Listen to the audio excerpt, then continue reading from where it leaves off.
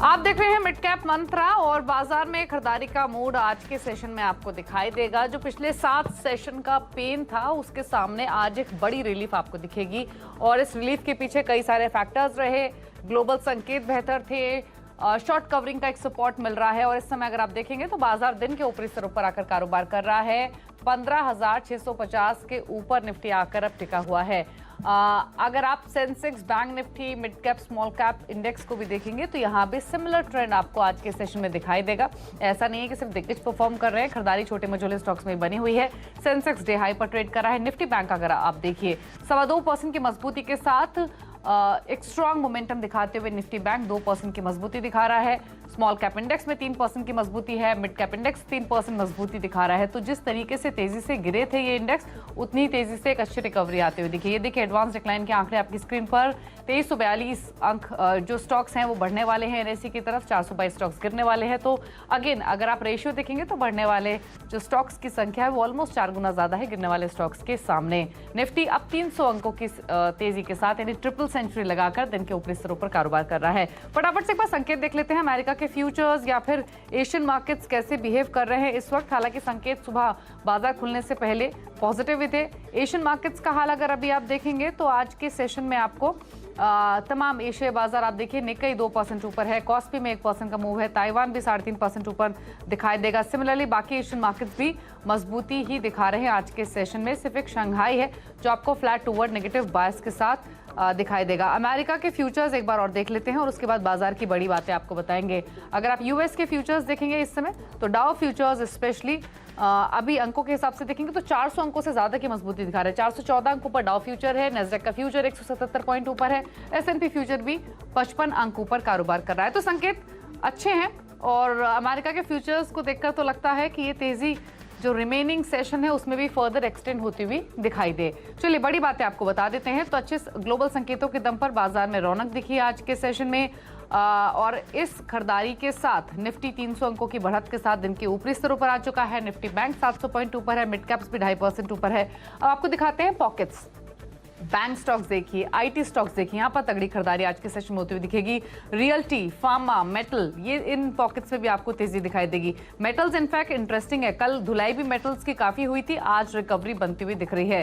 लेकिन यहाँ से स्ट्रैटेजी आपकी क्या होनी चाहिए इस पर करते हैं फोकस। हमारे साथ प्रकाशगाबा.com के प्रकाश गाबा मौजूद हैं।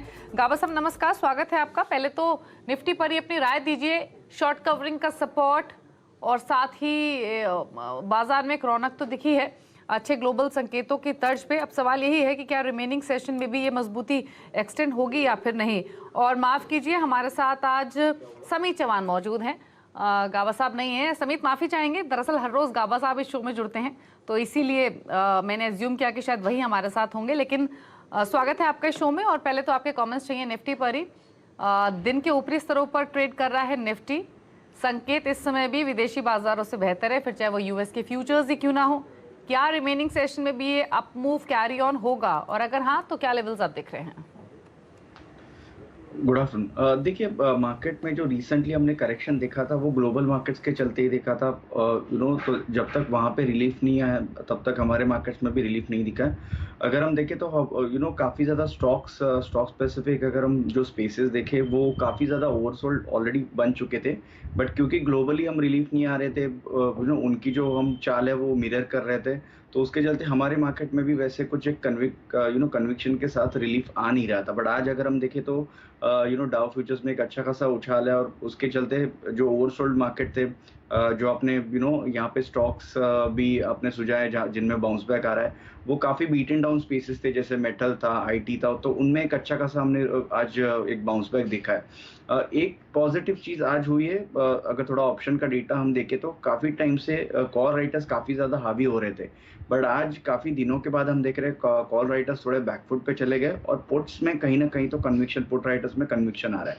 तो आज अभी देखें तो 16,500 के पुट राइटर्स में एक साइजेबल हम यहाँ पे एक बिल्टअप देख रहे हैं और 15,700 का एक ऊपर एक इंपॉर्टेंट लेवल दिख रहा था। अगर हम 15,700 का एक ये जो बैरियर है जहाँ से हमने ब्रेकडाउन भी देखा था, वो अगर लेवल सरपास होता है तो एक पॉजिटिव साइन है और यहाँ से हम रिलीफ और थोड़ा एक्सटेंड होते हुए दिख सकते हैं। बट जो मेजर ट्रेंड रिवर्सल रहेगा वो 16,100 के ऊपर रहेगा। तो यहाँ पे at least first sign of relief दिखा रहा है मार्केट और यहाँ से 16,500 प्रॉब्ली ये वीकली एक्सपायरी के लिए तो हमें लग रहा है कि होल्ड होना चाहिए, और यहाँ से अगर कोई भी पुल बैक आते हैं तो वहाँ पे एक बाइंग की चेष्टा करनी चाहिए।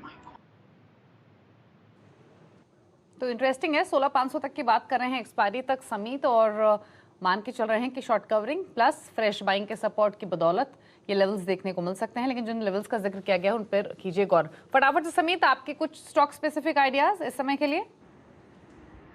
देखिए, एफएनओ के स्टॉक्स में एक अच्छा खासा हम रुझान देख रहे हैं। तो यहाँ पे अपोलो हॉस्पिटल हमें काफ़ी अच्छा लग रहा है। हालांकि आज थोड़ा ये कंसोलिडेशन के दौर से है, बट कल और परसों जब मार्केट थोड़ा इंडिसाइसिव था तभी ये स्टॉक आउट परफॉर्म कर रहा था। तो हमें लगता है कि ये पुल बैक है और यहाँ से अपोलो हॉस्पिटल 3950 तक एक मूव कर सकता है। तो इसमें बाय करने की सलाह होगी 3758 के स्टॉप लॉस के साथ।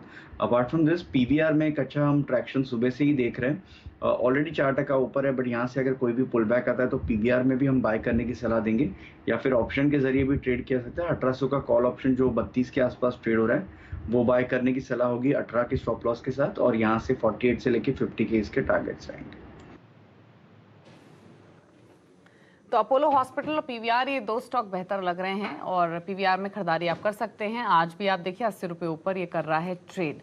तो ये आपको राय मिली है पीवीआर पर, लेकिन मार्केट के आज नर्व्स हाई हैं और उसकी बदौलत डे हाई पर फिलहाल बाजार ट्रेड कर रहे हैं। लेकिन नर्व्स हाई हैं महाराष्ट्र में भी, क्योंकि इस समय जो नजरें बनी हुई हैं बाजार की या फिर ओवरऑल वो महाराष्ट्र में चल रही सियासी उठापटक पर टिकी हुई है, जहां मुख्यमंत्री उद्धव ठाकरे की सरकार खतरे में दिख रही है।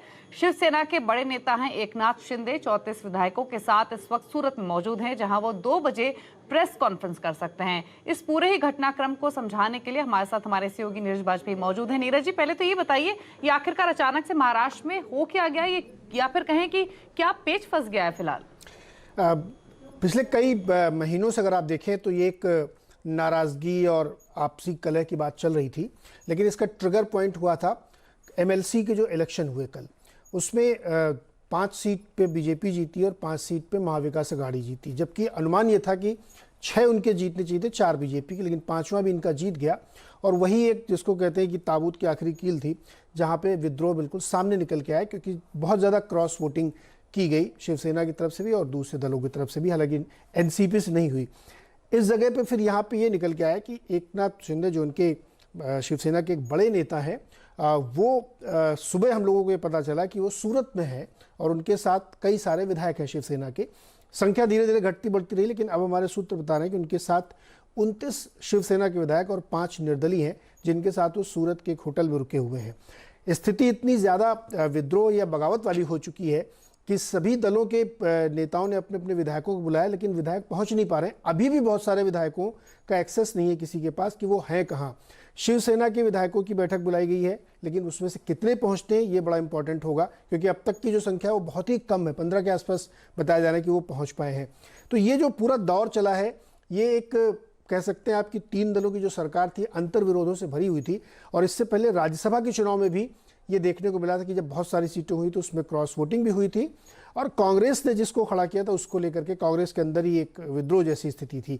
तो तीनों दलों के बीच में आपसी कलह और नेताओं की नाराजगी का एक खामियाजा था कि यहाँ पे ये पूरा मामला सामने आया। अब इसमें ये इनकार नहीं किया जा सकता कि बीजेपी का भी एक रोल था, क्योंकि देवेंद्र फडणवीस बहुत ही एक्टिव थे और उन्होंने दोनों ही चुनाव में ये दावा किया था कि उनके कैंडिडेट जीतेंगे, और एमएलसी में एग्जैक्टली वैसे निकल के आया। तो मामला सामने खुल के आया। मीटिंगों का दौर चल रहा है, शिवसेना की तरफ से खूब सारी मीटिंग हो रही है, अजीत पवार भी उसमें शामिल हो रहे हैं। इसके साथ ही जो एनसीपी है उसमें शरद पवार और प्रफुल्ल पटेल की मीटिंग हो रही है। इधर दिल्ली में भी बहुत ज़्यादा मीटिंग्स हो रही हैं इस घटनाक्रम को लेकर के। तो माना जा रहा है कि शायद सरकार पे एक गंभीर संकट है और ये सरकार बचेगी नहीं बचेगी, क्या होगा अभी कहना मुश्किल, क्योंकि डेवलपिंग है और कुछ भी हो सकता है। तो नीरज जी, ये जो मौजूदा हालात हैं ये क्यों पैदा हुए, अभी की क्या स्थिति है, ये तो आपने बताया, लेकिन सबसे बड़ी चीज है जो आपने आखिर में कही कि होगा क्या। तो अभी पॉसिबिलिटी क्या नजर आ रही है? क्या ऐसा हो सकता है कि उद्धव सरकार के खिलाफ नो कॉन्फिडेंस मोशन भी आ सकता है? और दूसरी बात ये, क्योंकि आप राजनीति और बाजार दोनों को बखूबी समझते हैं, इन डेवलपमेंट्स के मार्केट्स के लिए क्या मायने हैं? देखिए, सबसे पहले तो ये समझिए कि पॉलिटिकली क्या हो सकता है। एकनाथ शिंदे एक प्रेस कॉन्फ्रेंस करेंगे, उसके बाद वो अपने पत्ते खोलेंगे कि वो क्या कर रहे हैं। क्या शिवसेना का एक बड़ा धड़ा टूट जाएगा और एक अलग गुट बन जाएगा? उसके लिए उनको 2/3 चाहिए। तो उतनी संख्या क्या उनके पास है?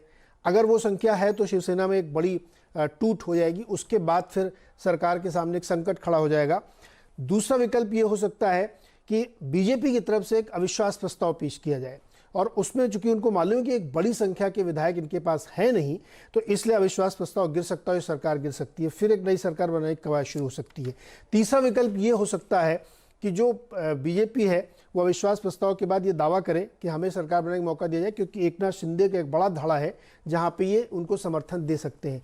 लेकिन ये सब कुछ इस बात पे तय होगा कि ये जो बागी गुट है शिंदे का, इसके पास संख्या कितनी है और उसकी डिमांड क्या है। क्या वो बीजेपी के साथ जाने का ऐलान करेंगे, और ऐलान करने के बाद उनके पास नंबर्स कितने हैं। नंबर्स इसलिए बहुत इंपॉर्टेंट हैं क्योंकि जब ये सरकार बनी थी तो लार्जेस्ट पार्टी बीजेपी है, 106 सीट है उसके पास, 106 एमएलए हैं। लेकिन सरकार किसकी बनी थी? शिवसेना की 56, कांग्रेस की 44 और एनसीपी की 54, और इसके साथ एक बड़ी संख्या में 28 करीब इंडिपेंडेंट और अलग अलग छोटे छोटे दलों के हैं। ये बहुत वल्नरेबल है, जो ये 28 का नंबर, ये बड़ा वल्नरेबल है।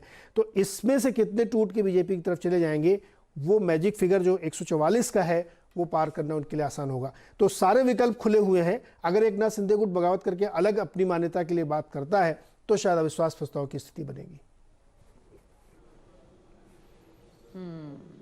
ठीक है, तो क्या पॉसिबिलिटीज हो सकती हैं, क्या स्थिति हो सकती है, उसके बारे में नीरज जी ने डिटेल्स दी। अब नजरें बनी रहेंगे और जो डेवलपमेंट्स होंगी वो हम आपको बताते रहेंगे और अपडेट आपके लिए लेकर आते रहेंगे। शुक्रिया नीरज जी, इस पूरे माहौल को समझाने के लिए, इसके इम्प्लीकेशंस क्या हो सकती हैं उसके बारे में बातचीत करने के लिए। रुक रहे इसी के साथ एक ब्रेक के लिए, ब्रेक के उस पार कुछ और स्टॉक्स पर करेंगे चर्चा, जल्द वापस आते हैं।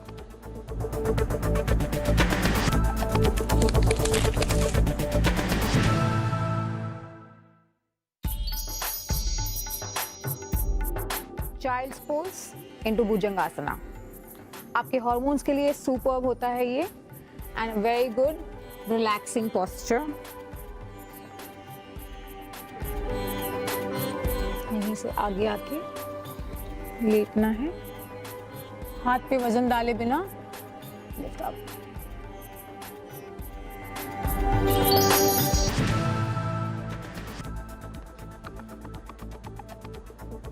आप देख रहे हैं मिड कैप मंत्रा, और बाजार दिन के ऊपरी स्तरों को होल्ड करते हुए और मजबूत होते हुए अब डे हाई पर इंडियन मार्केट्स आ चुके हैं, और वैसे ही एक्शन आपको स्टॉक्स में भी दिखाई देगा। इनफैक्ट ज्यादातर स्टॉक्स अब दिन के ऊपरी स्तरों पर ही ट्रेड कर रहे हैं। बैंक निफ्टी एक बार लेकर आते हैं, कुछ बैंक स्टॉक्स आपकी स्क्रीन पर। निफ्टी तो अब 2.25% ऊपर है ही, लेकिन बैंक निफ्टी जो शो की शुरुआत में 700 पॉइंट ऊपर था, वहां एक बार आप लेवल्स देख लीजिए। अब यहां पर ऑलमोस्ट 900 अंकों की बढ़त देखने को मिल रही है। एक्सिस बैंक, HDFC बैंक, इन स्टॉक्स को लेकर आइए और इन स्टॉक्स की परफॉर्मेंस आप देखिए। ये वो शेयर्स हैं जो कि सपोर्ट कर रहे हैं निफ्टी बैंक को दिन के ऊपरी स्तरों पर जाने के लिए। एक स्ट्रॉन्ग मोमेंटम पूरे ही बैंक स्पेस में देखने को मिल रहा है। एक्सिस बैंक आप देखिए अब 2.25% ऊपर दिन के हाई पॉइंट पर है। सिमिलर रुझान आपको HDFC बैंक में दिखेगा। समीत, कोई बैंक स्टॉक में ट्रेड लेना चाहेंगे क्या? यहाँ पर आप मूव एक्सटेंड हो रहा है। देखिए, इसमें ICICI बैंक का काफी पॉजिटिवली पॉइज दिख रहा है। ये स्टॉक ने ओवरऑल काफी स्ट्रेंथ दिखाया है। जो प्रीवियस उसके सपोर्ट थे 680 वो होल्ड किए हुए। हालांकि करंट लेवल पे थोड़ा आपका रिस्क रिवॉर्ड उतना फेवरेबल नहीं होगा, बट अभी करंट 707 पे चल रहा है, तो अगर 702-700 के रेंज में अगर ICICI बैंक मिलता है तो वहां पे एक अच्छा रिस्क रिवॉर्ड इसमें बैठ सकता है। और फिर 722-724 के टारगेट के लिए आप ICICI बैंक में ट्रेड ले सकते हो, जिसमें आपका स्टॉप लॉस 688 का रहेगा। ठीक है, तो 688 के स्टॉप लॉस के साथ ICICI बैंक आप ले सकते हैं। डे हाई पर 706-707 के आसपास कर रहा है ट्रेड। चलिए, शुक्रिया समीत आने के लिए शो में और सभी स्टॉक्स पर अपने व्यूज देने के लिए। और अब बात करेंगे खिलाड़ी नंबर 1 की अपडेट की। इस हफ्ते 5paisa.com के रुचि जैन, स्टॉक मसाला.com के कृष सुब्रमण्यम और ट्रेडर्स और मार्केट एक्सपर्ट अमित सेठ के बीच मुकाबला हो रहा है। जो बदलाव किए गए हैं पोर्टफोलियो में, पहले वो लाते हैं आपकी स्क्रीन पर। रुचित जैन ने IEX, ये ट्रेड है जो कि ऐड किया है। इसके अलावा L&T फाइनेंस होल्डिंग एक स्टॉक है जहां पर बाय करने की सलाह दी है। L&T फाइनेंस होल्डिंग 201 के टारगेट के लिए खरीदे, स्टॉप लॉस रखिए 165 का। ये सजेशंस आपको रुचित जैन की ओर से दिए गए हैं। ये एक बदलाव है उनके पोर्टफोलियो में।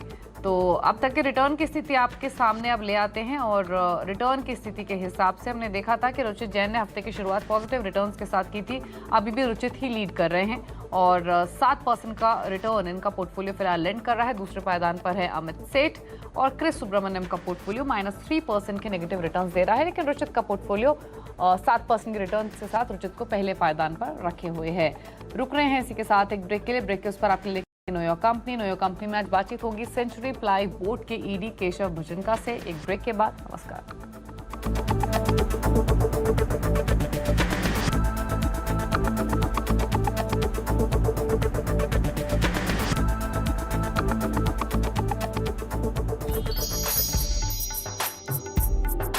सीटेड कोणासना, बैठ के, आप ये चेयर पे बैठ के भी कर सकते हो और लेट के भी कर सकते हो। यू प्लेस द हैंड पीछे और ट्विस्ट, सांस छोड़ो, लो, चेंज हैंड्स, चेंज हैंड्स और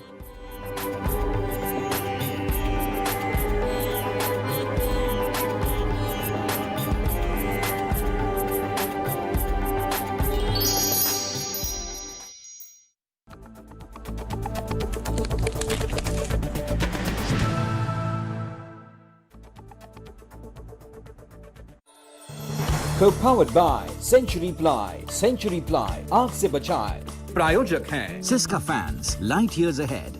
म्यूचुअल फंड सही है और विमल, बोलो जुबान Kesari. Child pose into Bhujangasana. आपके हार्मोन्स के लिए सुपर्ब होता है ये and very good relaxing posture. आगे आके लेटना है, हाथ पे वजन डाले बिना।